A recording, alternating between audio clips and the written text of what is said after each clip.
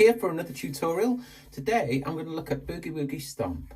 This is a very popular Boogie Woogie song, one of the originals from Albert Hammond's back in 1930 something or other.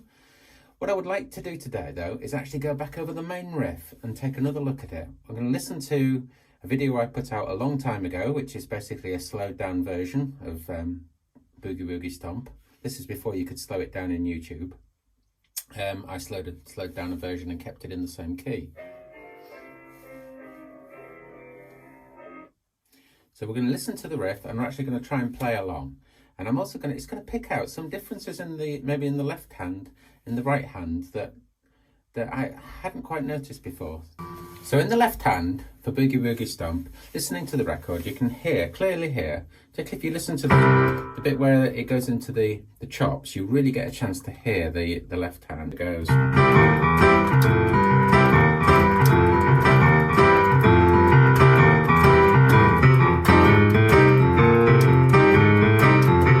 Now, if we listen to that carefully, we can, and very, very slowly, we can.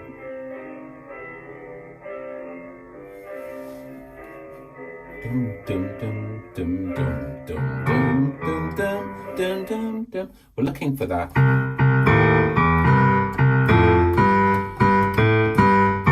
The notes I'm hearing are, that's what I'm really hearing, but there is actually something discordant in there as well.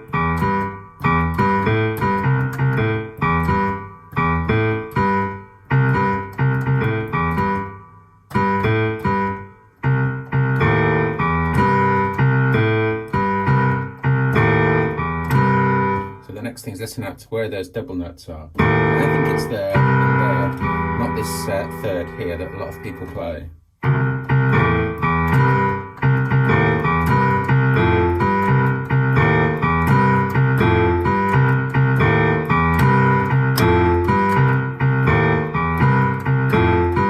Fingering, sometimes I'll use that, sometimes I'll use that, but it doesn't really matter.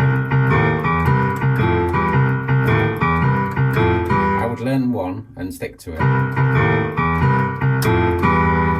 Now, see, I'm still playing that because I did actually learn that. I think the old songbooks call for that. But if you listen to the record,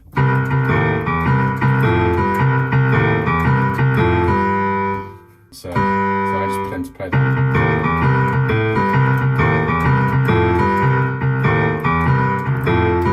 Then up to the F. Of course, you've got to play these two. You've got the natural flattened third, but you've also got this note in as well because we're playing in the F position, so you always put the B flat in the F.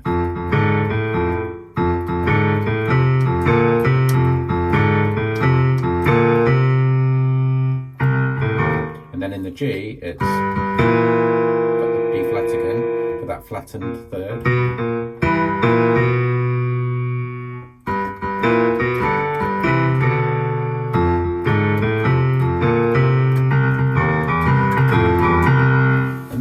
The left hand. So what's going on in the right hand? We'll have to reverse a little bit further. Let's go back to the main riff.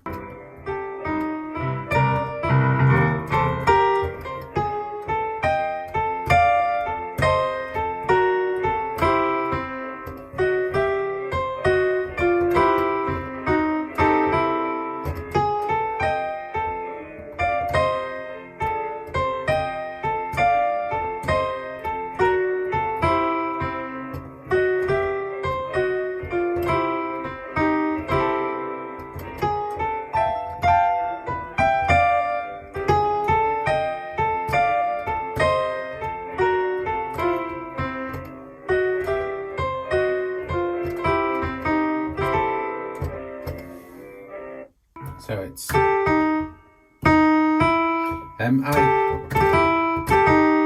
I will actually add in extra notes there, but you don't really need to do that. If you're playing it straight like Albert Hammond plays it, or just a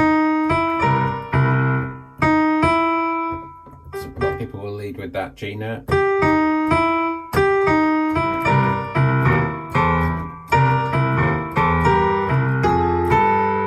Straight into the F, so that's the lead in. You still in the C on the left hand, but that's leading into the left. And then that's where you're into the F chord.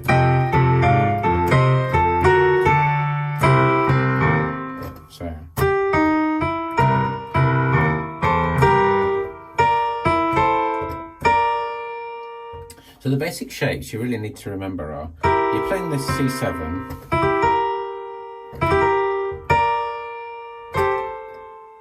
we want these thirds coming down here, but we're rocking on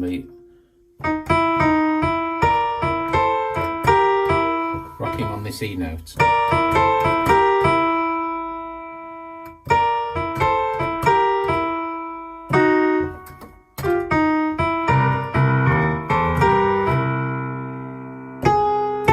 Straight into the F.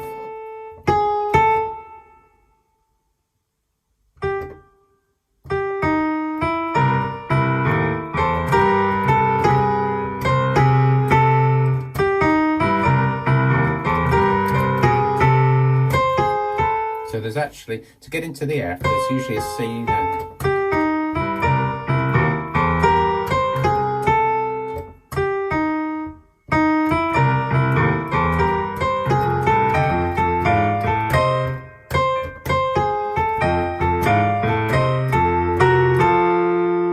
And then we're into this, rolling over the thumb.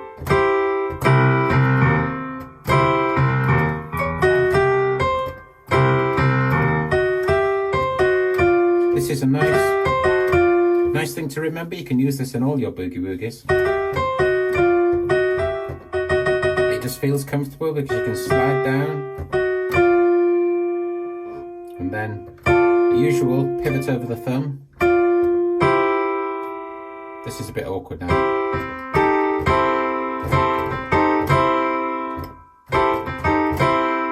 It doesn't really matter how you do that. That's the note you want to sound. You need to go from the minor to the major. Sometimes I even play this, but that's a bit of a cheat. That's more, but that's probably quite an awkward stretch for a lot of new players. So it's Boogie Woogie. You can add your own style to it. You'll see a lot of famous players online actually play this in their own style. They don't just copy exactly what Albert Hammond's played. See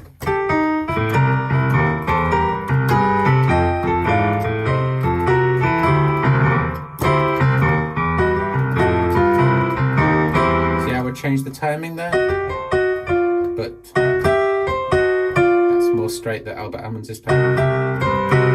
But it doesn't really matter if you want to add your own flair and technique to it. That's really what it's all about in this game.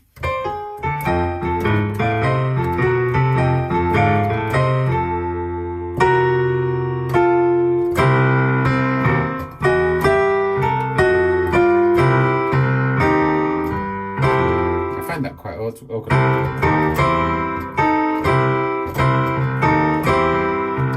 That's probably the easier way of playing it. Not actually play all the notes, just go for those two. Then you've got something to change.